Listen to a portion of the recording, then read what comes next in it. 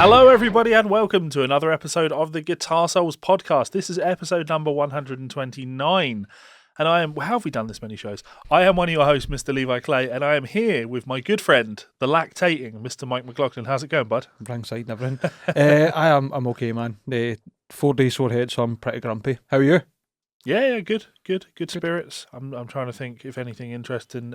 No, I have no reason to be in a bad mood about anything other than having to work. You know what I mean? Yes, I know exactly how you mean. I keep saying the same thing that I say all the time. Like, I'm not going to pretend that I'm digging ditches for a living, but also at the same time, yes, I do have to work. Still a job. It is still, the things that get in the way of doing the things that I want to do. It doesn't matter that I happen to enjoy the career choice that I had. Mm-hmm. Every piece of work is still something that gets in the way of what you really want to be doing.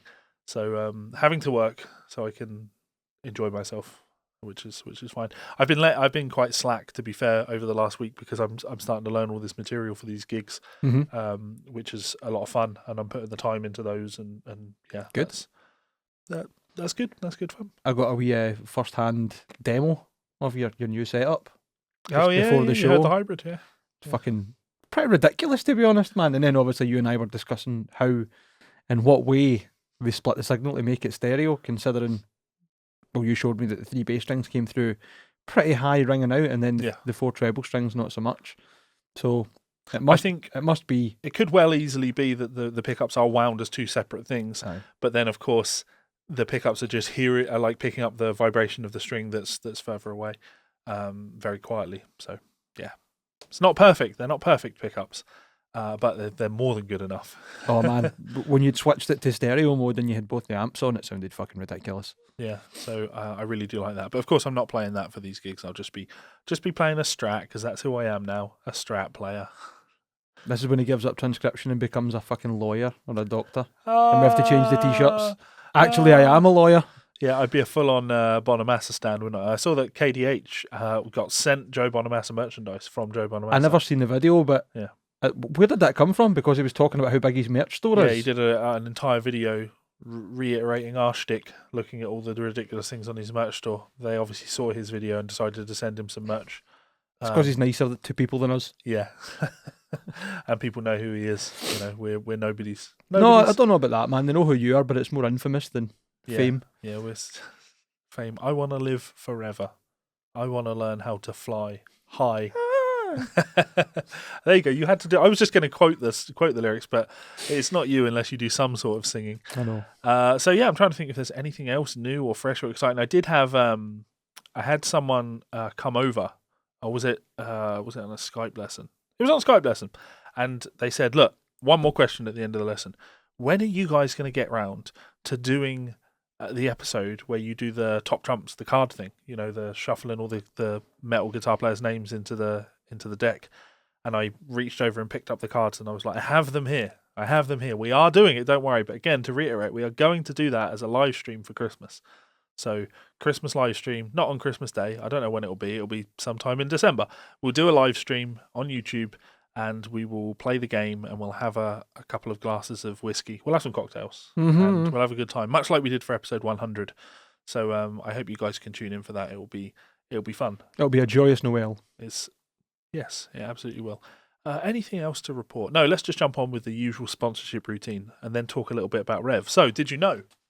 This show is brought to you by our friends over at Ormsby Guitars. We want to remind you guys that there is still time to get involved in the upcoming Run 16 guitars. Those include these incredible hypes available in 5 new colours. That Dragon Burst is absolutely stunning.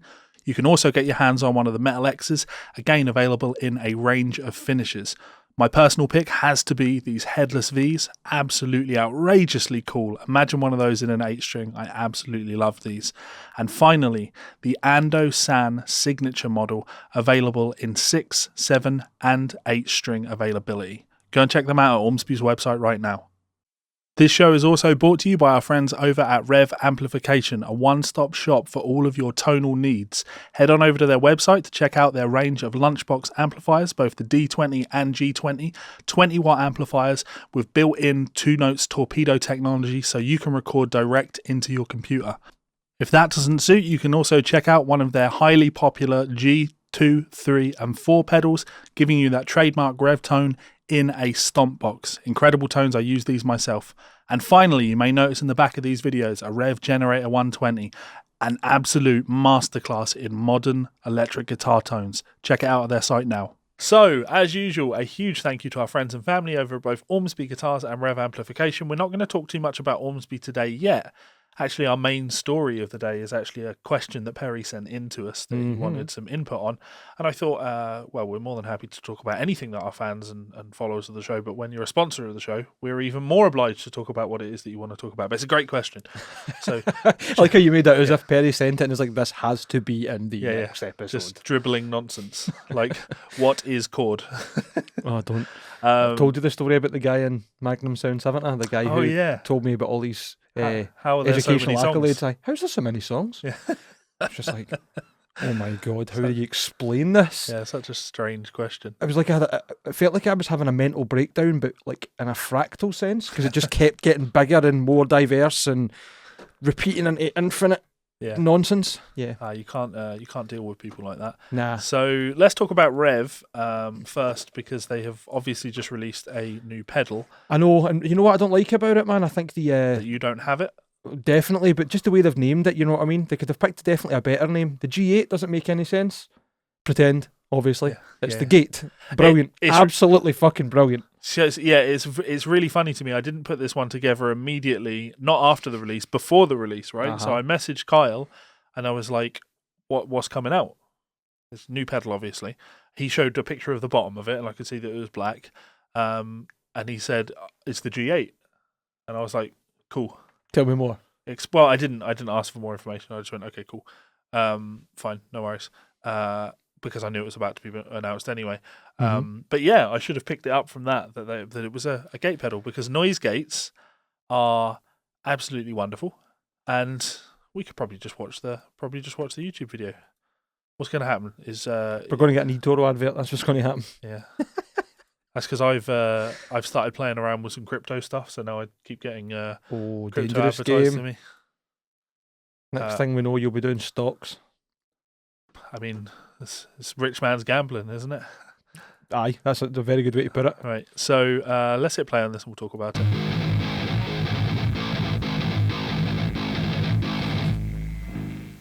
We all know that feeling. That was your microphone before we started? Yeah. I don't know, man. Like, the tone's great, but there's just so much noise. Yeah. All the gear is super solid. Could fix it in post. Man, actually, I just picked this up and I haven't even had a chance to try it out yet. Where the fuck did you pick it up? It's not out yet. G8. Thief! It's not even boxed. 8. Let's try it out.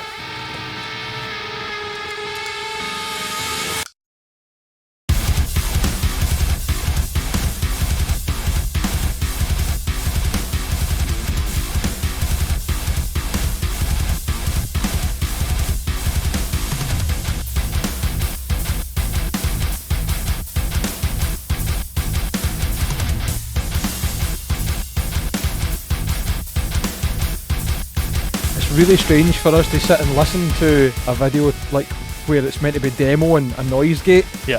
How do you demo something that takes something away? Yeah. It's like antimatter.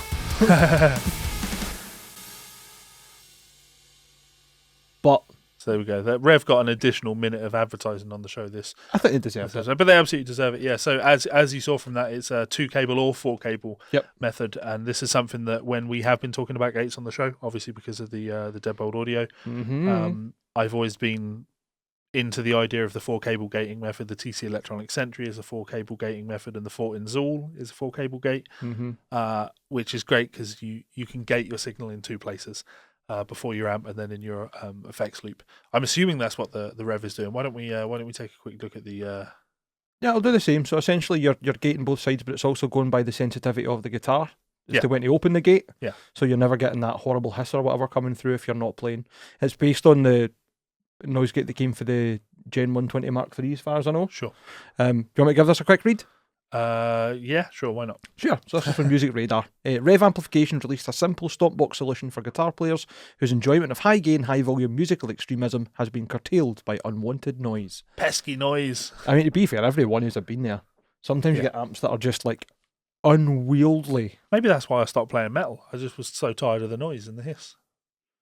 But you listen to country music, that's all noise. I like that. The G8 Noise Gate is a killer of hum, hiss, and other undesirables and is designed to be both flexible and easy to use. Noise Gate might not capture the imagination in the same as a distortion pedal might, but very often the latter requires the use of the former, particularly if you like to play staccato heavy metal rhythm guitar and want to preserve the silent, loud dynamic.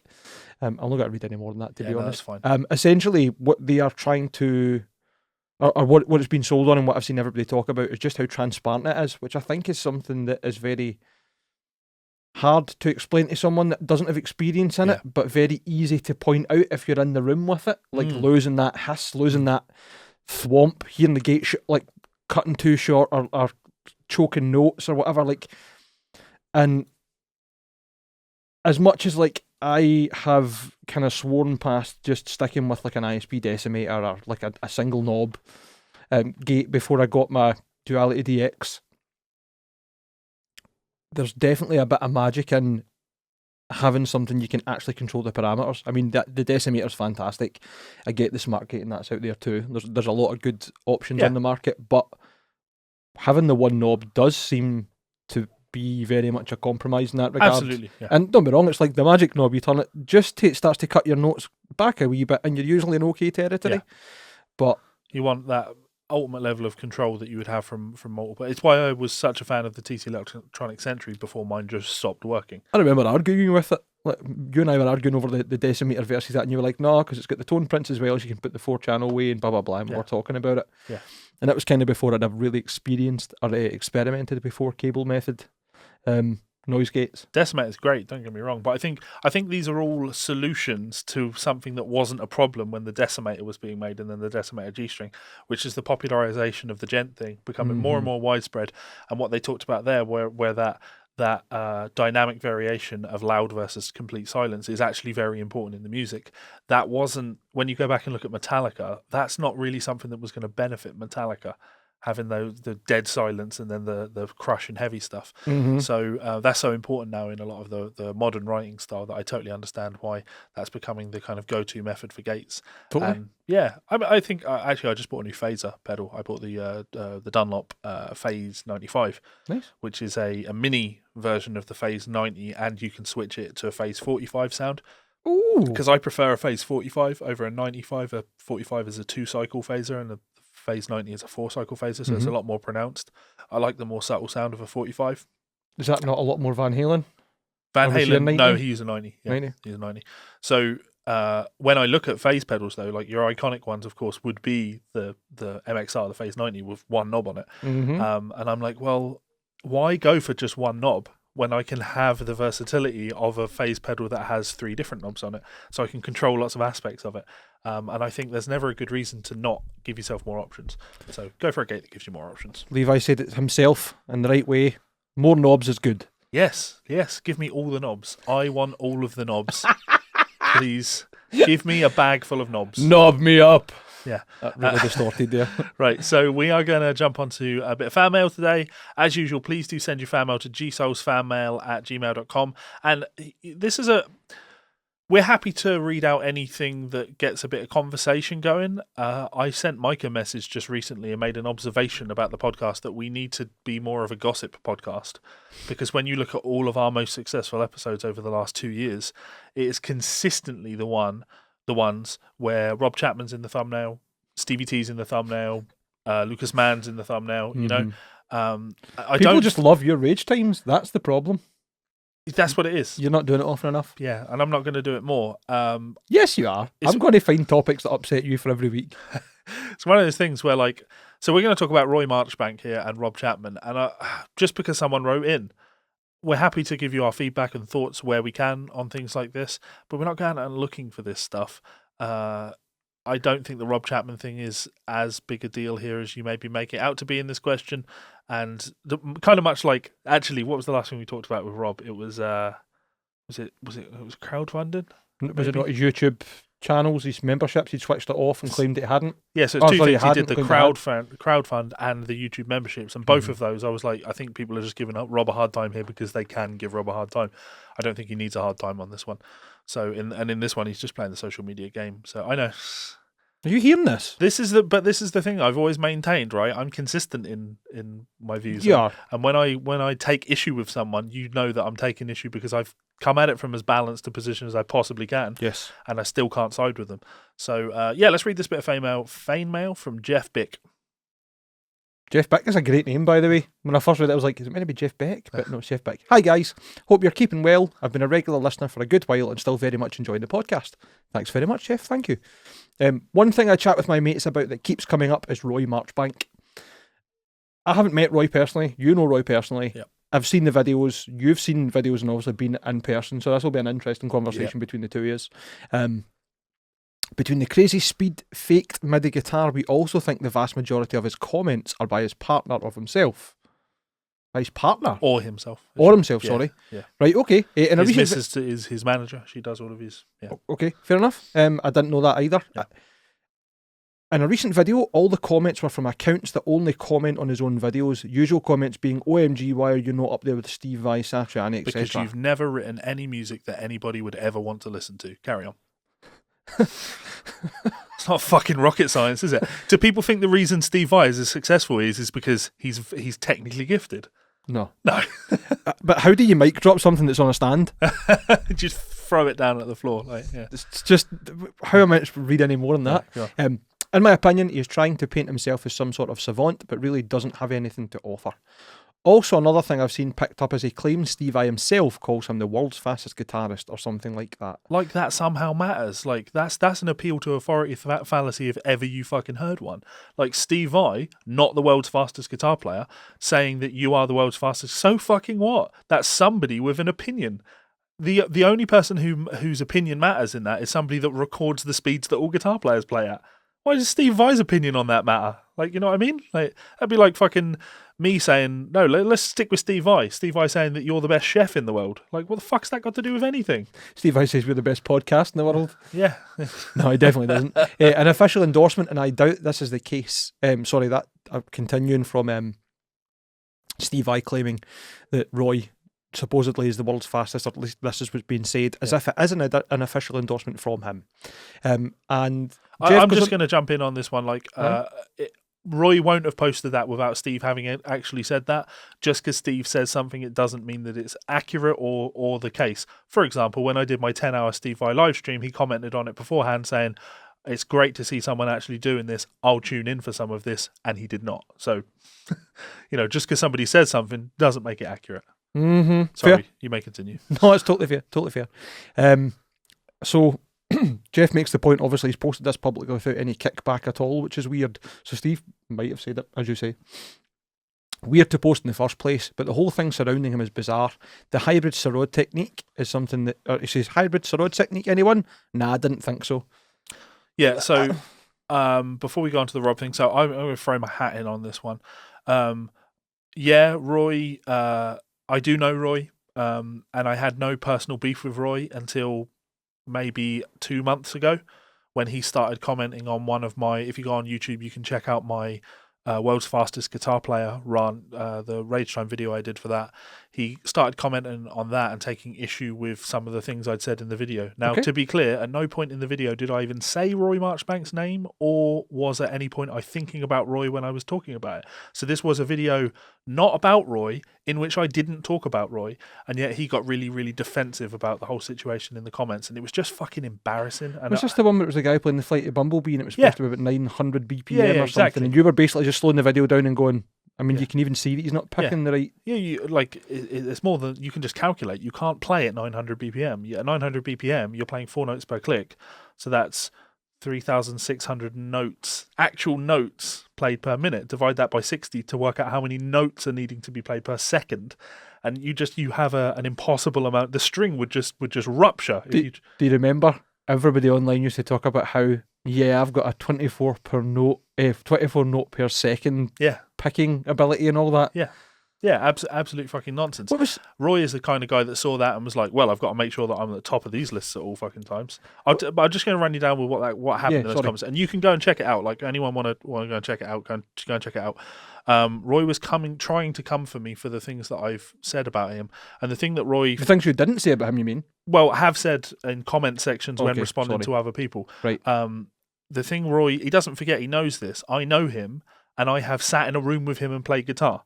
And I have never seen Roy even close to sound anything like he does in any of his videos. And I'm not afraid to say that, right? And what it really felt like is that what Roy was trying to get me to do was to go over to his house and we could film him and we could talk about him. And I was like, look, mate, I have no interest in, and it's going to seem really contradictory when I say this, I have no interest in giving you the promotion that you're clearly craving. He did the same thing with Troy Grady. If you go on the forums, the Troy Grady forums, Roy's name comes up a fair amount of time. And Roy is his own worst enemy because he goes in and starts fighting on his own behalf, and his girlfriend or wife goes in and starts fighting on his own behalf, and it's just fucking embarrassing, mate. It's fucking embarrassing. But You've got to be 50. You've got to be 50, and you are still sat on the internet trying to convince people that you're the fastest guitar player ever. Doesn't fucking matter. I tell you what, for argument's sake, you can quote me as well on this one. Steve Vai said you're the fastest guitar player in the world. Right, fantastic. Levi Clay is also saying you are, without a doubt, the fastest guitar player in the fucking world. Well done. Now what? Go and fucking do something with it. Do something with it that people actually like listening to. Go and play something that people go, that sounded beautiful. Not something that they hear in the first thought is, well, that's really impressive. You know? Fair. It was a really strange phenomena as like musicians. Guitarists seem to just want to be the best at a technique and not to be musical. Yeah. Other people who are incredibly technically gifted, like violin players or whatever, do so at the advantage of their actual playing. Yeah. So they'll be playing crazy fucking concertos and stuff, whereas we are quite bad for just the, look, I can do 5 sweeps. It's just, I don't know. Yeah, it's not relevant unless you're doing something with it, something of consequence, musically, creatively. What's the point? Unless you're putting something out there that's of use to people. Mhm. And I appreciate that it's easy to say, well, what have you put out, Levi? Well, aside from actually putting an album out, if we ignore that, if we bin all of that, I've still put creative output out there in terms of educational material. A lot of it. Lots of it helped a lot of people with that stuff. Your output doesn't necessarily have to be one that's musical in the sense of the traditional like releasing music. I take no issue with somebody who hasn't actually put out any albums, yet they've influenced people significantly in the educational sphere or the entertainment sphere, wherever it happens to be. Never put any music out, but you've gigged. You just gig in a covers band, but you're great at it and you entertain people. Again, that's cool. That's great. I take no issue with that. But it's when all you've got is, no, but I am the fastest. No, but Steve, I said I'm the fastest. Like, grow up. 50 fucking years old, man. I think that having that outlook on your playing and your impact, the music atmosphere, the environment that you're playing within, has no consequence to me, so I'm not bothered by it at all. But I get whether you're bothered by it. But the thing is, I come across as bitter on things like this. No, not at It's all. not. There's a worry. There's a fear in all of this stuff. When I was younger, there were some players, older players than me, and Doug Cartwright, my good friend Doug, I joked with him about this all the time. Like, I'm not going to name who they are, but like there was this constant like, well, we need to be careful that we don't become that person. And as the years go by, some people are more of a warning than an example. and that's a wonderful way of putting it, right? And as the years go by, I see more and more people becoming the thing that I was trying to warn myself off of and Doug off of. And I don't hide the fact that the idea of having a podcast called The Pianobs is more appealing to me now than the Guitar Souls. Not because I hate guitar, but because I hate, it's the Keith Merrow thing, right? I hate what the online guitar community has become. And you sure make your accusations that I made it be that way with my fucking gossip videos, but every single one of those Rage Time videos was about trying to avoid this exact thing. It was about speed doesn't fucking matter and like you know like Don't fall into fake endorsement practices. Don't become that person who's just a customer. we don't need to mislead each other with our videos. Like let's be a good community where we play music and make each other better musicians. Gear is important, but not as important as actually being a musician. All these things, yeah. Yes. Honestly, I'm pretty sure every video I've done has none of them are fake. Every one of them are firmly held positions that I have, and I care so much about the music side of music. So I'm in this place now where it comes to, I love playing guitar still, and the idea of going out and playing live with Melissa now is really fucking exciting. The idea of withdrawing myself from the internet is even more fucking exciting, which is dumb because I make my living on the internet, but like there's that fear of like, well, I still haven't become the warning, the thing I didn't want to become, but will that sneak up on me where before I know No. I've become that that thing. No, it won't, because being conscious of that kind Yeah. of thing is in itself already the action you need to take to avoid becoming Sure. it. Well, so I'm being a bit facetious there because I don't think I'll ever become those things. I know I won't ever become those things. Mhm. But do I want to hang around while I watch everybody else become those things? Or even more, do I want to hang around and watch everybody seek out becoming those things? Like chase that thing as though that's the thing that you should be doing. That's what you want to do. No, you shouldn't. Your goal should not be, you don't want to be remembered 50 years from now as, oh yeah, do you remember that guy who was on the internet back in 2020 and he had just phenomenal picking chops and no one's ever played faster than him? Never. Like, he was just the most gifted musician that I've ever heard. Oh, cool. Like, where can I listen to some of his music? Oh, he never released any music. He was too busy on YouTube comment sections trying to argue about how fucking good he was. Grow the fuck up. See, I know it's not in these comments here, but it's in the screenshots that we've got below. There's mention of talking about Roy and comparing him with Sean Lane. Yep. And I don't think that's fair, just in general. Not only because, and this is no disrespect to Roy and whatever he wants to be doing, he uses MIDI pickups and technology on his side to help him play faster. So he'll take massive issue with that and Really? yeah, and take massive issue with that and deny that to the hilt. I mean, I've seen every one of his guitars that has the crazy cutout that he's done on it, as well as a Yeah, MIDI pickup in the But bridge. he'll make the argument that he's never ever, those are for synth sounds and he doesn't use them for the lead guitar stuff. Right, okay. Is that why the majority of the videos you watch, the guitars sound like they've been dropped in from RSE? That is the Guitar Pro sound. Sure. It is. Maybe layered with a real guitar to try and avoid that or hide it, fair enough. But there is some sort of signal reinforcement coming from there, whatever you want to call it. And that in itself is not cheating. It's like using triggers for a bass drum. If you need that for extra clarity, fair enough. Like, do your thing. I'll give you one on this. He did a track with Atmar Anna, the Mhm. drummer, Mhm. that played. He done on like an album with Becca's- Atmar yeah, stuff. Yeah. So he played the Becca stuff, I believe.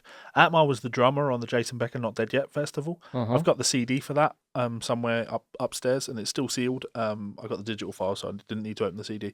The reason I never opened the CD is because it's not worth listening to, and the reason it's not worth listening to is because Atmar's playing on the gig was so ropey that when it came to releasing the album, he programmed all of the drum parts. So that is a live album with programmed drums on it. It's not live then. And no, of course, of course. Amazing. But of course, causation, correlation, they're not the same thing. But Atmar is more than willing to edit his stuff to beyond it being real drums, and I find it very fitting that he'd be more than willing to work with someone like Roy. Oh, right. Like, I'm not throwing shade. I'm just trying to be like real here. My personal opinion is, if you want to be the fastest, be the fucking fastest. Don't pretend that's the ultimate accolade, and don't try and sell it as the ultimate accolade. If you're an incredible musician and a great teacher, brilliant. There's probably great teachers out there that can't play guitar, that are on the other end of the spectrum. You don't have to be the ultimate practitioner to teach people, I don't think. Anyway, getting back to what I was talking about between comparing Roy and Sean Lane. Technology-wise, that in itself, to me, makes a difference. I think Sean quite clearly had a guitar, normal pickups, and an amp, and just went to town. And there's so many videos of him live, just ripping it, that are like undisputably live, just him going to town on it. As well as, going back to your point, like the musicality versus technique kind of thing. There's loads of stuff he Sean's that I would listen to. Yeah. Like, Great Piano's Flying is amazing. Yeah. Despite being absolute nonsense. Yeah, there's a But big in difference. the best way. There's a huge difference between when you listen to Sean and when you listen to someone like Roy or Marshall Harrison, where Roy has played things and Marshall has played things where you would listen to them and you would say, I wonder how he did that, right? Yes. Whereas with Sean, he often did things that made you go, I wonder what he did there.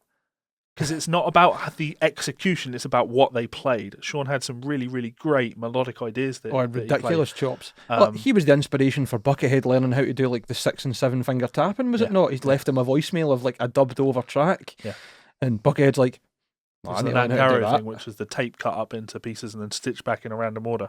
And then Buckethead was trying to imitate it and was like, oh, this must be. Yeah. That kind of stuff. It's fucking crazy, man. Yeah. So, I've decided. We've talked long enough on this one. I'm not going to go into this Rob Chapman comment, but because I'm essentially just going to say, Jeff, I think you're reading a little bit too far into this. Rob commenting on a random girl's YouTube channel, because she's got loads of views and she's got her tits out despite not being the best player, is just playing the game. She was a customer of Anderton's, and just leaving a little comment saying "great work, keep it up" that doesn't make you a bad guy. It doesn't make you a bad guy. It doesn't, but I can see their point being that not just a couple of weeks ago, Rob's talking about how he doesn't have time to do YouTube and whatever else, but he can then go and seek out. Oh, let's be super clear. Rob didn't post this. You think so? Rob has an assistant. Okay, take your word for it. I agree with you. Let me rephrase that. I don't believe for a second that Rob would have posted this because I'll go one further. Rob would have had no reason to have posted this himself because he employs someone.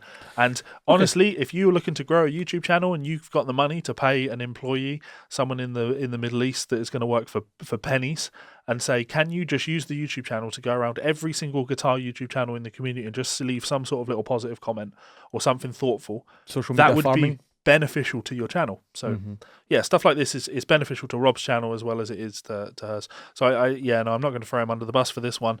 Come back when you've got a real reason to throw him under the bus. Fair? Thirst trap unconfirmed as of yet. Okay, thanks very much for that. Really appreciate the email in, John. Thank you. And as usual, please do send us more. Jeff.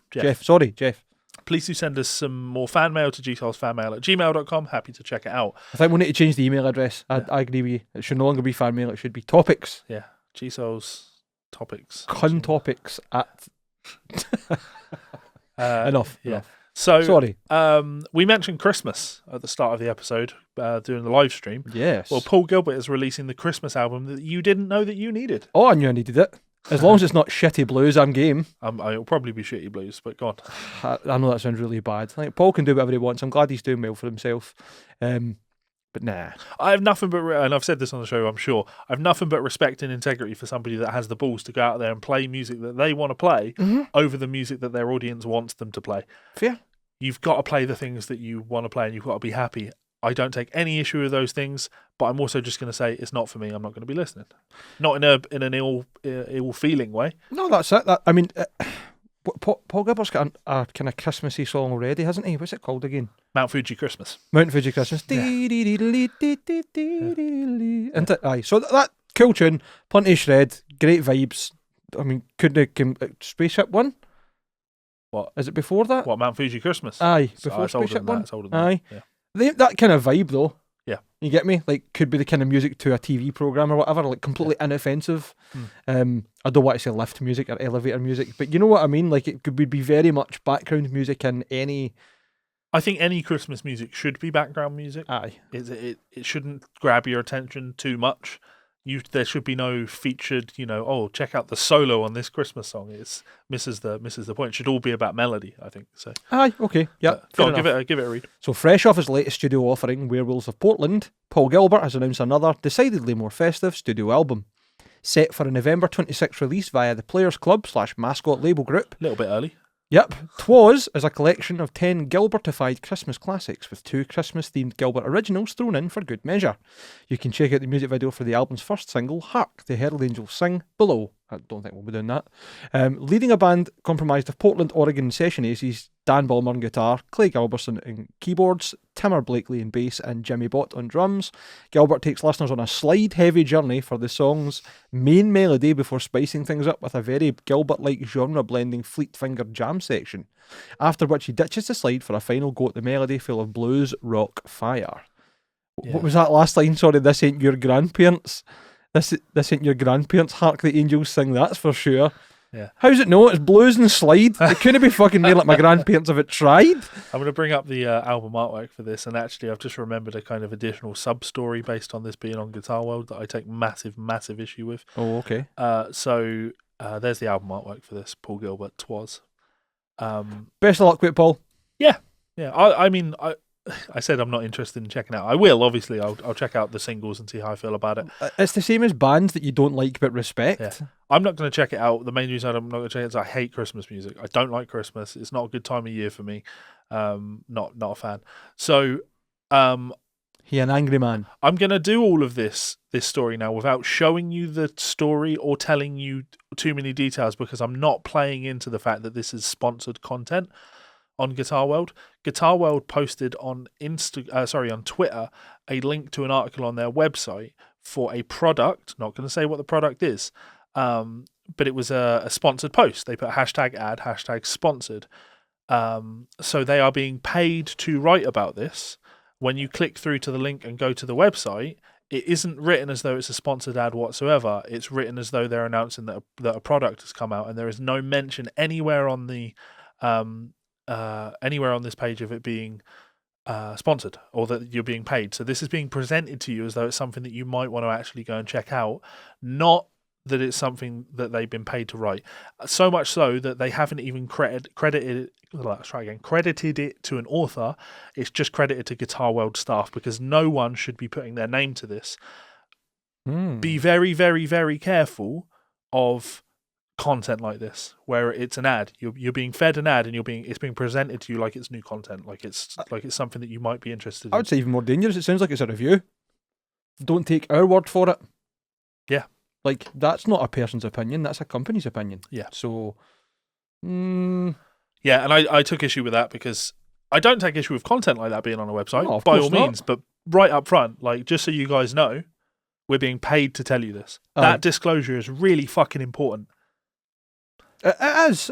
Even, I think it's a bad day when journalistic integrity is higher within people within the YouTube circles you watch. Like, even somebody like Fluff or whatever, any one of his videos, there'll be a disclosure section where he'll just go, just so you're aware, I got this, it was free, or I paid for it, I'm not being paid to put this out, they don't have access to my video or the influence on what I'm going to say, blah blah blah. Like, why would a company like Guitar World not be held to that same standard, if not higher? Well, because they don't need to be held to the standard if they get away with it, in the sense that people don't know it, that they're being misled. Yep. And when you see stuff like that, you have to take a step back and go, how many times have I been misled by this outfit before and I haven't realised it? I don't even think that. If you think about who stands to gain from me being advertised or me being told about this product, why is this news? Yeah. Oh wait, they want me to buy something? Right, cool, I'm a customer then, it's not news. Yeah.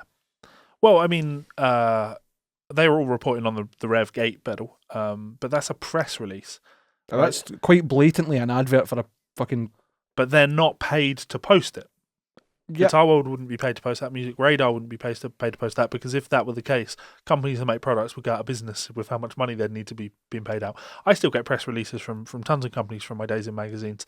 Fair enough. I get the...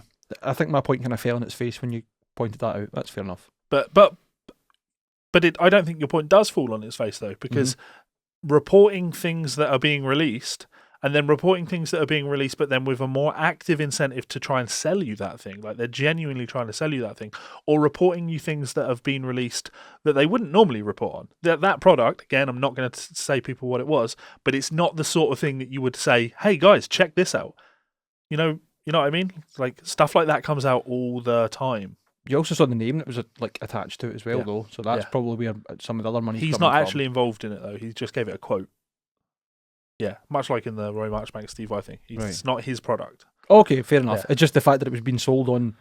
Yeah. For the limited information I have there, it was sold on, I assume, his tenure and his. But that, if you're looking to sell a business. product, like let's say I released my next book, right? When I write a book, let's say I released a book, it would be easy for me before the book comes out to send out 100 emails to 100 famous guitar players, hoping that one of them would say, yeah, man, I've seen your stuff before. I think you're one of the best teachers on YouTube today, right? Chances are one of the 100 will send me that back, yeah? And then that's you got instant... And then that's me. I've got the quote. Actually, you've got your advertising. Milk it into the ground. Like, I'm not a fan of it, and I'm definitely not a fan of Guitar World trying to mislead people there, boys. And I tried to call them out for it on Twitter, but what are they going to do? Just ignore me. Just ignore me. Of course they are. Okay. Speaking of ignored... This one? Positive Grid. Experience Jimi Hendrix. Authentic Hendrix gear collection for Bias FX2. Whew. No. Whew. No. I checked the comments in this and no one jumped on this. No, everyone was like, I've checked it out, it's really good. I'm sure it is really good. But authentic Hendrix gear collection from an amp simulator and a pedal simulator. Yep. Hendrix didn't even use true bypass pedals, motherfuckers. It probably didn't exist at that point. There Yeah. would have been no need for it. Yeah. I'm all for diversifying and making like player packs and whatever else. And if you want to honour people who have had a great contribution to the market but aren't here, then fair enough, man. But don't try and sell it on their merit. Authentic Hendrix gear collection. It's not. To be clear, of course, the way things work in terms of name and likeness laws for the US, though I don't believe Positive Grid are a US company, they may well be. The people I've dealt with there have been Europe based. You couldn't advertise this with Jimi Hendrix's name or his likeness, and they obviously have his image in this, without this being licensed. So this will have been paid for. Money will be going into the Hendrix estate for this. But let's not pretend for a second that any of this is authentic. The authentic Hendrix gear collection. Yeah. Unless, maybe if we look into it, maybe they really did go and they got hold of each one of Jimmy's amps and each one of Jimmy's pedals and each one of Jimmy's guitars and they sampled the sounds of them and they did their best to imitate the original. No. They didn't. No, they Simple as that. They didn't. They Because Hendrix, as far as I'm aware, wasn't using anything exceptional. None of Hendrix's gear was special. He No. was just using the gear that was readily available Was at it the like time. a Meyer fuzz or treble booster or something in a Marshall? I'm not even going to pretend to know. I could be talking shit. Like, ultimately, who cares? You're talking about taking someone who had the oldest OG gear in the world and trying to throw it into a computer, into a modern simulation. Yeah. If like you're saying, if they had the opportunity to take Hendrix's actual main workhorse amp and some of his pedals and the same cables he used, and then, like, I don't know, run it through a Kemper or through a Quad Cortex or something else that would essentially sample it, then okay, fair enough. Yeah. But nah. Yeah, just pushing that authentic side of things is. It's probably a great product. Strange. It just pisses me off that it's been sold on the back of a dead man. Well, that's the feedback in the comment section is people checking out and saying this actually sounds really good. And of course, I do hope it does well. Like, I don't think that I want customers to be happy. I want them to buy things that they enjoy. I want Positive Grid to be successful as a company. I want people to start businesses and be successful. And as much as I'm not a fan, I want the Hendrix estate to make money. Like, as far as I'm concerned, everybody wins here. It's just that one little thing that I was like, ha, authentic, my arse. I took a bit more of a knee-jerk reaction to it. Like, why would you... I just don't understand the fantasy of trying to sell you the sound of someone who passed away years and years ago that you might get a sound close to, but will never get the authentic or the exact. Yeah. And then it being made out like it's his gear that's totally there. Like, and again, course, could be wrong. Jimmy himself cannot endorse this product. You know, there's every yes, he chance. can from beyond the grave. Exactly. There's they got a Ouija board out in the marketing office. Yeah, I'm sure he would have loved something like this. You know, he was a creative type. He liked trying new things and getting new sounds. So I'm sure he would have loved this. I don't think Jimmy was the purist in the sense that all the wankers that are into Hendrix would be now. Or are now about the sounds and using the authentic correct gear. I don't think Jimmy would have been that because he was just a creative. So I'm sure he'd probably play this and go, yeah, this is really cool. I like this. I could do loads of cool stuff with this. But don't pretend Jimmy has endorsed this. The other thing that is strange about this, I guess, is that it's a strange mismatch of markets, isn't it? You're pitching Hendrix replica gear to a digital audience. Those two audiences tend to always butt heads on things. The Jimi Hendrix fans in the world are going to be the guys that are be like, it's valves or nothing. The Jimi Hendrix fans in the world are going to be the ones that will turn their nose up at having true bypass pedals. You know what I mean? If they care that much about replicating Jimmy's tone, they're probably not looking at plugging into their Mac in order to get their guitar tones. If I don't have Abigail Ybarra pickups and a 60 Strat going straight into the front of a Marshall, I'm not interested. Yeah, so... but like I say, I didn't even think about it that way. That's a very good point. Oh man, that's asking for an argument between the Puritans, isn't it? Yeah. But if you are interested, go and check Positive Grid out and check the thing out. Oh, credit where credit's due, man. Their equipment's good. Yeah. And if anybody has got any hands on with it, let us know. Does it sound good? Yeah. Like, do you think there is some? Can you hear the ghost of Jimmy in this? Is there some mojo in there hidden? Yeah. Wouldn't it be really funny if it turned out that actually all of this is sponsored content? Actually, Positive Grid, all the companies out there are smart enough to know that even us talking shit about your product is better than nobody talking about your product. So actually, all these companies pay us to talk shit about them. That would be the dream, wouldn't it? Mate, don't. Speaking of which, remind me I need to send a £300 invoice to Positive Grid. Living the dream, not living the dream at all. Okay, let's just do very quickly. Former Steel Panther bassist opens up on his departure. There's some sore spots. You posted this in the group actually, and Steel Panther are a band that I never really think of you as being the one that would go, let's talk about this. But you posted it, so. I'm going to be honest, I really just posted it because it's strange to see the curtains being pulled back on them. They're so in character. Yeah, consistent with staying in character and consistent when they're in the public's eye that they are being themselves, in terms of actually playing into their character and their image. Yeah. But for there to be somebody who's left the band making comments about other things, yeah, it's quite interesting. So this was originally the bass player. Yeah, we'll just read the quote that he gave. Yep, we haven't talked. I still talk to the singer, Michael Starr, a little bit. I have in the past, but I think that those scars and I think that the departure, the way that it went down, I think there's some sore spots. But that's tough for me to talk about. That was something, Hayley told Rocking with Jam Man, Hayley being the previous bass player. That was something that I'm very proud of, to be that character for such a long period of time and to play with those cats. They're all amazing musicians. And I just think that it's different to not have that in my life. I'd been in character for so long, but I have to say it's a little refreshing as well. Yeah, so this gives the impression that he, as everybody said, as he said at the time and as the band said, that he's decided to leave. And this gives the impression that the other, Satchel and Styx, weren't all that happy about it. That's understandable, man. They have went from in-house band at their own bar to selling stadiums across the world. Yeah. And having to be up there in that regard and actually no longer just being the parody punching up, but being the next step of the parody for other people, maybe. But I would like to think that, if you decided that, guys, I just don't have the energy to go out and tour with Party Cannon and do the rough sleeping thing or sitting in a van thing anymore, all these things. If you just decided that one day, I would like to think that everybody in Party Cannon would be like, it's been great having you, man, and I hope things pan out really well for you, and we're always here if you ever want to come back. Rather than them being like, well, fuck you, guy. I would like to think that. But see, at the same time, completely different paradigms. Yeah. Completely different. Party Cannon, just... Every reason to want to walk away from it. Shut up. I think that's the first time you've ever fought back at me teasing Party Cannon. Fuck up. But in terms of size and stature and importance within, not even importance within the music scene, but relevance even, Party Cannon are like a speck of dust. Yeah. Let's be honest, right? Steel Panther have a lot of respect and tenure behind them. People know them as a household name for many different reasons. Let's quickly do Satchel's quote. Yeah, we didn't want him to quit. Nobody wanted him to quit, including a lot of fans. I'm sure a lot of fans are very sad that he left. But he's the guy who left the band. I think he's got his own things he's dealing with, and he just wanted to go and do that. So, I don't know.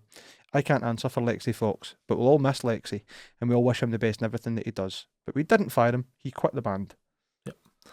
Do you think this has been fans that have then caused the speculation? Nah. Well, it's people speculate, but I don't know, just from reading that, we didn't want him to leave, the fans didn't want him to. It was almost like maybe behind the scenes they tried to get him to stay by guilting him into well, we don't want you to leave, and what about the fans and all that? Mm-hmm. Guys, it doesn't matter. As long as there's someone up on stage playing the songs, it'll be fine.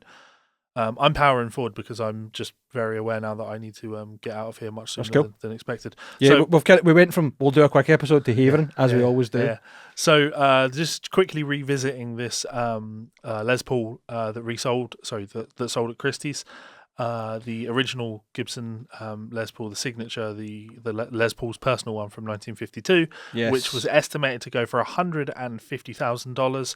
I and Mike both laughed at that, said that it will go for more than that. I think I maybe speculated between 3.5 and 5 million. 3.5 and 500,000. 3.5 and 5 million. That's quite a high, but I can't remember what you went for, but both higher. It sold for $930,000. I'm not surprised. That's actually higher than I thought it would go for, obviously. I mean, if somebody had told me that it sold for 9 million, I'd be like, Jesus Christ. But under $1 million, but given the actual heritage of this guitar and the clear story behind it, I can see why a collector with that kind of money would probably just go for that. The question with this is always going to be, I wonder who bought it. Mm-hmm. I wonder where it's going to be now. For 950, who even has that sort of money to spend on a guitar? It's going to sit... Not the Hard Rock Cafe or, this is just going to go in someone's personal wank bank. Do you think it'd be funny if Gibson bought this? Maybe Gibson have bought it and we're going to be able to buy shares in it they're going to do a special version of it where they've checked it over and antiqued every guitar to look exactly the same. There'll be a limited number of 100 of them, and they'll all be $930,000 each too. Gibson definitely didn't buy that. That's how much Gibson like to charge for their guitars. They don't spend that. From If Gibson bought it for that, they will then they'll put it up to purchase for $27 million. how many Firebird X's did it take to crush to afford that? Oh, fantastic. So yeah, I'm going to move on from that. Just wanted to update you guys and let you know that we were both right in that it was definitely worth more than $150,000, but we were also very off base and that it went for even more than we would have expected. Crazy ass value, innit? Really crazy ass value. Let's move on to our main story. Yes. This is from Perry Ormsby, the man, the myth, the legend, the award-winning Perry Ormsby. True, that's right. Award-winning Perry Ormsby. So the other day he hit us up on the old chat that we've got together and just said, I have a question. And I was like, okay, right, what's up? And he's like, as a guitar enthusiast with young children, what age is appropriate to encourage your kids to take up guitar? Which I thought was a fucking tremendous question because It's a good one for us to talk about because you have a kid around and I teach people. And you've taught children. Yeah. And you've taught children in varying different Yeah. ways. And I've been taught in varying different ways, whatever else. And I've run a music store. So there's a plethora of ways to look at it. And I think that's what I liked about the question so much. It's not quite as simple as it seems on the top. Yep. Like there's more to it. So essentially my take on it is it's never too early to encourage, but it would be too early and probably not good to force children into that. And that's where I've seen things go wrong for young people. Like, I don't think I would be as get into guitar if it hadn't been my choice, my autonomy of I'm choosing I want to do this and then being supported in doing it. Yeah. Versus if it had been like my mum and dad sending me a music teacher when I was younger, I don't think I would have responded as well to that. Yeah. That also opens up the can of worms of people with different learning styles and different approaches, and also personalities. Some people don't mind being put into that and then they thrive off that. Other people will resist against that, being told what to do in an authoritarian kind of style. You've then got how appropriate are the teachers going to be for you? But I suppose that's maybe jumping the gun because we're talking about just really encouraging kids to take up guitar. I think it's a terrifying thing, right? Having a kid, Aye. which is something I'm talking about all the time with Melissa. Uh-huh. The thing about having a kid is I think we're selfish people, humans. When you have a kid, you have all these ideas of, well, that's my creation. And I want him to grow up and be perfect. Mm-hmm. I want him to go out and do all the things Or that her. I either, he or her, Or that, them. that I wish I did.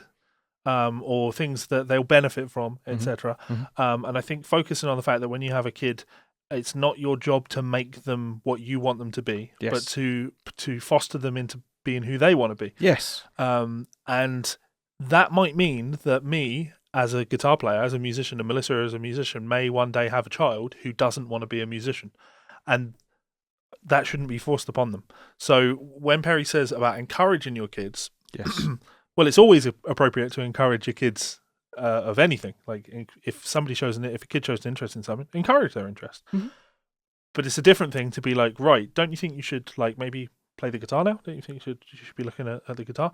I think that Perry is probably in the best position for this because he's a cool guy with a guitar company, so probably has a lot of cool guitars around as well. I think having guitars around and letting your kids see that guitars are really cool and never saying, do you want to play this?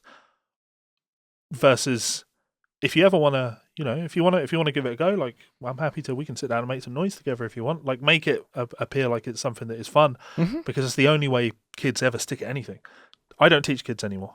No exceptions because it's a minefield. It's hellish. Most kids you ever teach aren't there because they want to be there. Their parents want them to be there. Exactly what I was going to say. Most of those kids are there because their parents are saying, you are doing this. This is your activity. Yeah. And that's... They quit at the first opportunity. And no wonder. The starting to play guitar fucking sucks. It's sore in your hands. Yeah. You don't know how to tune it. You don't know how to hold it comfortably. You're not comfortable. Yeah. You're giving yourself a sore wrist as well as trying to press it in. You're constantly being told what to do and it's confusing. You don't have that, unless you're very lucky, that synchronicity between your two hands and your brain telling both of them what to do at the same time. If you are wanting to encourage your kid, or maybe brainwash is the word I'm going for here, if you're wanting to brainwash them into guitar, The way to do that isn't to give them a guitar, because you're totally right about all those things, like that hurts the hands and it's just hard learning to play the guitar at first. Get them into music.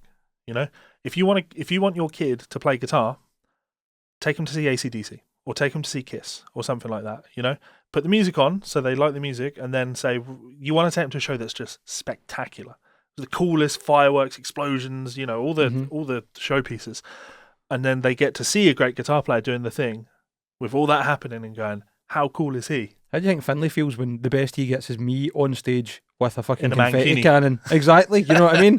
You're talking about this glorious stage with fireworks, pyros, and whatever, and it's just me like, all right, son.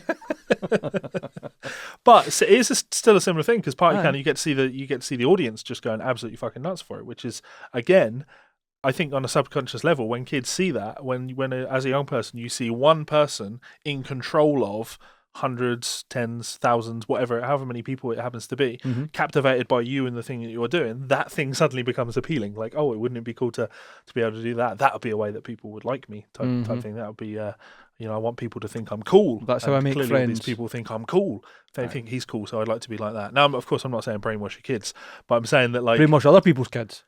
I think it's about showing kids why guitar is cool, rather than just being like, here's a guitar, like, play the damn guitar, get to work. In terms of age, though, so when I was teaching kids, I think the youngest student I ever came in, try to come in, was 5 years old. It's not viable. It's just not viable. A 5-year-old actually learning about music and how to play things, for me at least, I just never saw it as viable.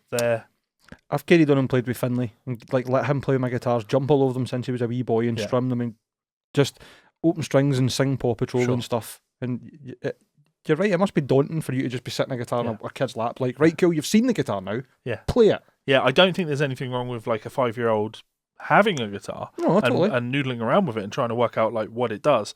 But I don't think that's the age where you would be talking about teachers and things like that, or trying to teach. Though, to be fair, Perry doesn't actually talk about teaching here. No, he's just talking about taking up the guitar. So whatever age they seem to be interested in doing so is banging. If you can give them opportunities to be interested, even better. Yeah, expose them to loads and loads of good music with guitar in it, and that should push that you're influenced by the sound you hear when you're younger, and the sounds that your parents listened to. Finley's going to be influenced by and whatever else. He'll take it to the next level. He'll have some sort of weird sub-genre, all of his own. It'd be like, I don't know, black hole metal, I don't know. Antimatter metal. Antimatter metal, there you go. Fantastic. Just silence. Yeah. The noise gate where the threshold is whacked all the way up, so no matter what you do, it's just silence. Check out my tone, Fantastic. dude. Yeah. That really works. In fact, if you're looking to get that, speaking of which, did you know? This show is brought to you by our friends over at Ormsby Guitars. We want to remind you guys that there is still time to get involved in the upcoming Run 16 guitars. Those include these incredible hypes available in 5 new colours. That Dragon Burst is absolutely stunning. You can also get your hands on one of the Metal X's, again available in a range of finishes. My personal pick has to be these headless Vs, absolutely outrageously cool. Imagine one of those in an 8-string, I absolutely love these. And finally, the Ando San signature model, available in 6, 7 and 8-string availability. Go and check them out at Ormsby's website right now. This show is also brought to you by our friends over at Revv Amplification, a one-stop shop for all of your tonal needs. Head on over to their website to check out their range of lunchbox amplifiers, both the D20 and G20, 20-watt amplifiers with built-in 2-notes torpedo technology, so you can record direct into your computer. If that doesn't suit, you can also check out one of their highly popular G2, 3 and 4 pedals, giving you that trademark Revv tone in a stomp box. Incredible tones, I use these myself. And finally, you may notice in the back of these videos a Revv Generator 120, an absolute masterclass in modern electric guitar tones. Check it out at their site now. So as always, a huge thanks to our friends and family over at both Ormsby Guitars and Revv Amplification. Please do go and check out the new Revv G8 pedal, the G8, if you want to do the antimatter metal and beat Finlay to the post on this one. It's worth checking out. Anything you want to add to that, Mike? Aye, Finlay will never be a better musician than me. Well, I'll never let him. I'm gonna Although keep my brother's telling- already better than me, and everybody else I know is better than me. So. no, I'm going to keep telling people this. Very few people are ever going to be as good a musician as Mike is. Mike just doesn't really have the. I was going to say platform, but it's not even platform, is it? It's specific reason to showcase where all your talents lie in music. You play in Party Cannon. Well, you never get to show off how good your ear is in Party Cannon. I never get to show how good I'm at guitar in Party Cannon either. It's so fast and nonsense at times, man, that Yeah. people are just like, right, cool, that's that then. The only way to really hear how good Mike is or understand how gifted Mike is with music, gifted feels wrong, but how talent again, how good Mike is at music is to sit in a room with him. And the best place to do that would be at some future Guitar Souls hangouts. We'll just need to do that then, won't we? So that's what we'll have to aim for. As always, please do go and check out our Buy Me a Coffee page. Send us fan mail, GsolesFanMail@gmail.com. Like, comment, share, subscribe, tell your friends, tell your enemies. And Mike, until next time. Bye, fuckers.